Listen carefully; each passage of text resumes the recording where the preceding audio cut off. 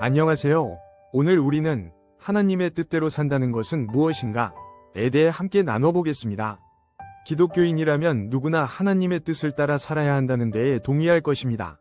그러나 정작 하나님의 뜻대로 산다는 것, 이 구체적으로 무엇을 의미하는지 또는 그것을 어떻게 실천할 수 있는지에 대해서는 혼란스럽거나 막연하게 느껴질 수 있습니다. 오늘 이 주제를 어떻게 이해하고 삶에 적용할 수 있을지 생각해 보려고 합니다. 일반적으로 많은 분들이 생각하시는 하나님의 뜻을 따르는 삶은 어떤 것일까요?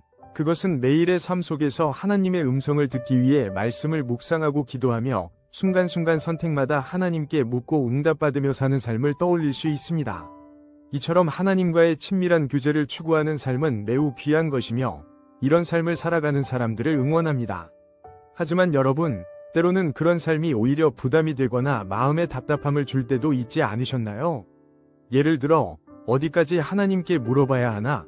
이 응답이 정말 하나님의 뜻일까? 하나님은 어떻게 응답하시지? 라는 고민 속에 답답함을 느낄 수 있습니다. 저 역시 오랫동안 이러한 고민을 했고 힘든 시간을 보냈습니다. 오랜 고민 속에 성경과 신앙의 선배들의 책을 통해 이 부분을 해결하게 되었습니다. 바로 하나님의 뜻대로 산다는 것은 하나님의 영광이라는 큰 방향성을 가지고 그 안에서 자유롭게 현실적이며 성경적이며 상식적이며 양심적인 판단을 하며 살아가는 것이라는 것입니다. 예를 들어볼까요? 저는 사업을 하는 사람입니다. 어느 날 가게를 하나 더 오픈할지 고민하게 되었습니다. 많은 사람들이라면 이 사업이 하나님의 뜻일까? 라고 하나님께 묻겠지만 저는 그렇게 하지 않았습니다. 저는 가게를 오픈하든 안 하든 하나님의 영광을 위해 살겠다는 큰 방향을 정해두었기 때문입니다.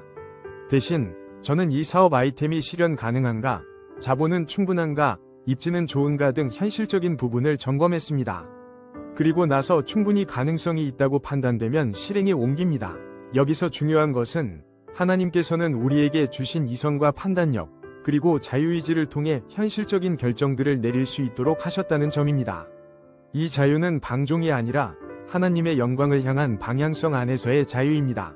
결국 하나님의 뜻대로 산다는 것은 단지 매 순간 하나님의 음성을 기다리는 것이 아니라 하나님의 영광이 일하는 큰 방향성 속에 자유롭고 지혜롭게 살아가는 것입니다. 이러한 삶은 현실을 살아가는 기독교인들의 영혼을 자유하게 하며 자유를 주신 하나님을 더욱 사랑하게 합니다. 불안함과 불확실, 두려움이 아닌 하나님에 대한 신뢰와 자유 안에서 하나님의 영광을 향해 현실적이고 성경적인 삶의 결정을 내리며 살아가시기를 바랍니다. 이것이 바로 하나님의 뜻대로 살아가는 길이라고 생각합니다. 좋아요와 구독 부탁드립니다. 감사합니다.